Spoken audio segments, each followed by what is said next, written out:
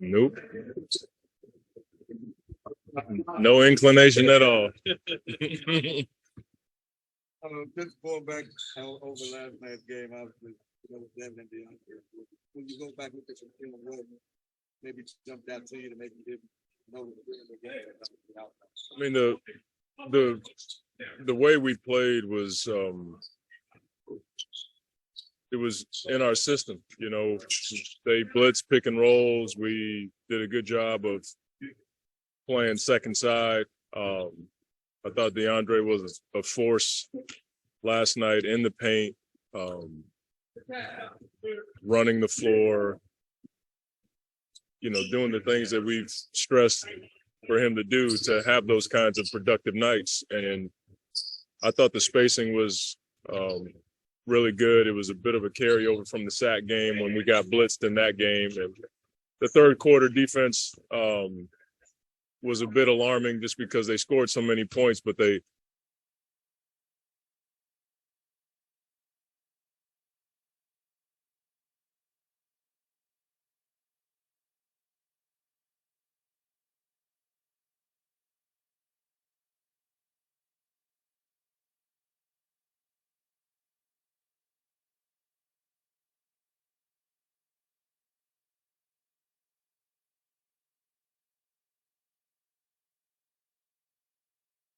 all and fouling. And so those are things that we have to, continue to move the chains in so that we can be a better ball club. DeAndre was saying he was happy that she put him in the game in the fourth quarter. What's that say about somebody when it was out of hand, it was positive, then you put him in and it felt like Well, it really wasn't. I mean, I think it got to 16. And in today's economy with the three ball, turn it over a few times and they hit a few threes, it's a different game. And so having him and McHale in the game gave us a bit more first team stability, if you will. Two guys that we know can defend and score the ball when we need it. And it was pretty much the natural rotation anyway. So I wanted to get when Book's with Chris being out, I'm trying to keep either McHale or Book on the floor. And it just so happened it was DA's time. And I just you could have a 20-point lead. I don't feel that secure as you would think, just because of the way the game changes in today's NBA.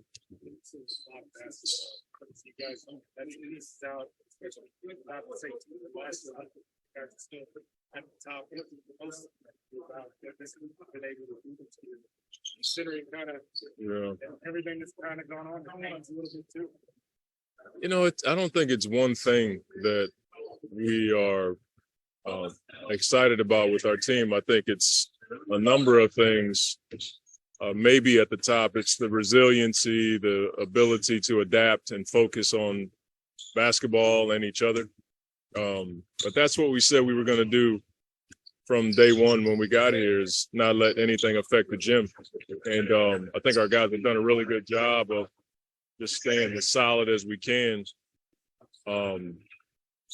We've had some distractions, we've had some injuries, but every team does. I mean, if you look around the league, like every team has something going on. It's just it's an NBA skill to focus and try to win games. And our guys have done a really good job of that. Papa always say that coaches are never happy. Like seeing your team still kind of be that resilient that make you happy. Yeah, I mean, I would substitute that word with satisfied. You're always trying to move the chains, if you will, trying to get another first down and ultimately, have a chance to win big someday. That's just the nature of coaching. We all talk to each other. We all watch each other. You watch college games. You watch, Division III. I watch women's basketball. I watch EuroLeague. Like, you're always trying to figure out a way to help your team. It's funny that, Pop, he's probably the one guy that would tell me that I do too much. He'll call me. In the past, he would call me and tell me, like, you watching that pick and roll 50 times isn't going to change it. You know, he would say that, but he knows how crazy we all are when it comes to just trying to improve the team.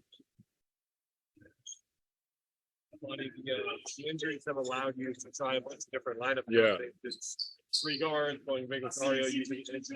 How have you like getting a look at that, and then also the way the guys have taken advantage of the opportunity? It's been a work in progress for sure. I'm not quite sure. It's hard to say the last 10 if it's been effective from us getting better standpoint. From a record standpoint, we were 7-3, but the defense dropped for sure. The last 10, and it affected our defense overall. So that's a little bit of that is to be expected. But what I do like is the willingness of our guys to adapt. And I expressed that to the bench after the sack game. I just told them it's really impressive to watch all of them just kind of stay locked in and focused, because that's hard. I mean, from Josh to Jock to Biz, Dario, you know, those guys, they don't know if they're going to play, when they're going in, when they're coming out. That's a hard thing to deal with. And we don't take it for granted. We feel like it's one of the reasons why we have been able to win games is guys have accepted their roles.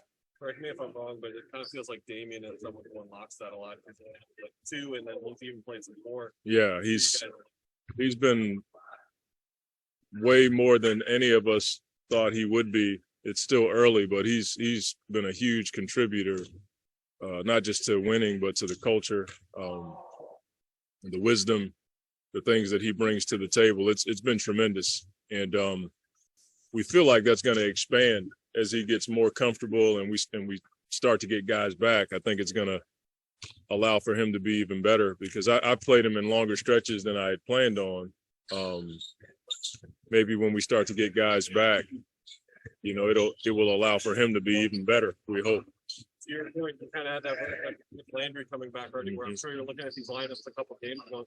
Man, I can imagine Cam out there with them. I can imagine Chris with that second unit of it. Yeah, I mean that group was, as you stagger the lineups, you could see, you know, Chris and Cam coming back and playing with Landry, with D. Lee, and Jock or Biz. You know, that was something that we looked at the beginning of the year. We just haven't had a chance to get a big sample size because of injuries, but it is something that we hope when we do get guys back that we can explore. I saw this the other night. I'm not sure if you've always done this, but you take a timeout. You have 6 coaches around you. So I know most teams have 4. Like, is there a reason you have 4 guys around you? I don't care who comes out there. I think, I just feel like everybody wants to contribute. They want to be involved. We don't have coaches that are out there to be seen or showboat. All of our guys are out there to support, lend information, you know, whatever the case is. And all of the guys understand that for me, I can't have everybody talking at the same time. So most of the messages are conveyed before it even comes to me, usually through Kevin or B. Gates. But I don't mind it having everybody out there. Everybody's fighting for the same thing, you know, and I feel like it allows for guys to contribute. You know, part of my leadership style is to create an atmosphere where everybody can be their best. And if they feel like they can be their best by being out there with us during timeouts, I'm all for it. Last night, Jonathan was brought up a number of guys that tried to guard them. Williams, Derek Jones Jr. said he played a box. I was the only one that kept him from scoring. Took him out. You know, he tried to box with 1. How do the great scorers adapt and change during the game when they're seeing different bodies?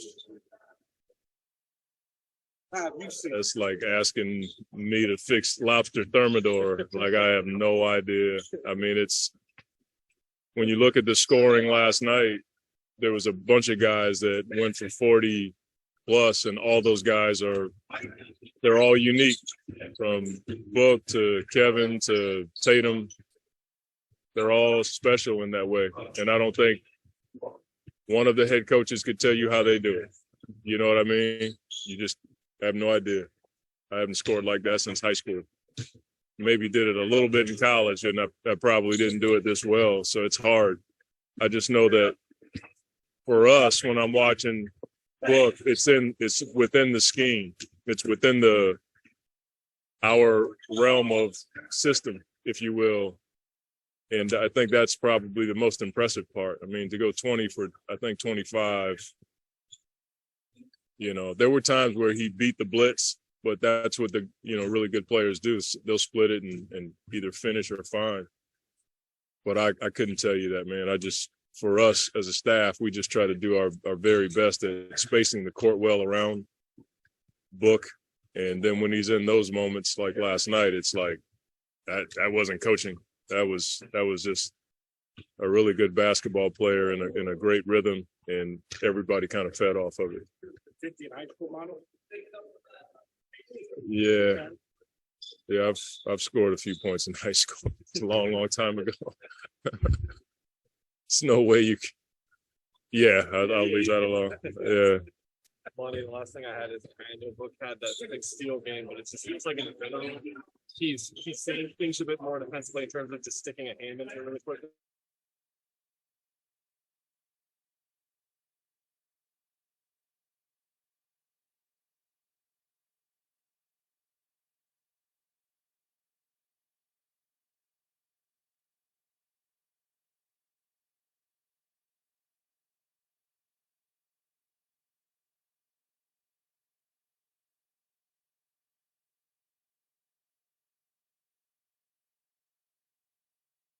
Backside of the defense set up, and then the next thing you know, they tried to throw a hang time pass, and he took advantage of it. So a lot of that is instincts, but I think it's also knowing what the team is trying to do so that he can, look for those moments. Yeah, it's like when Big's on the elbow waiting to get the handoff, and he's like, screw it, I know what you're doing. To do that once they know what the play is, especially if they're running the same play over and over again.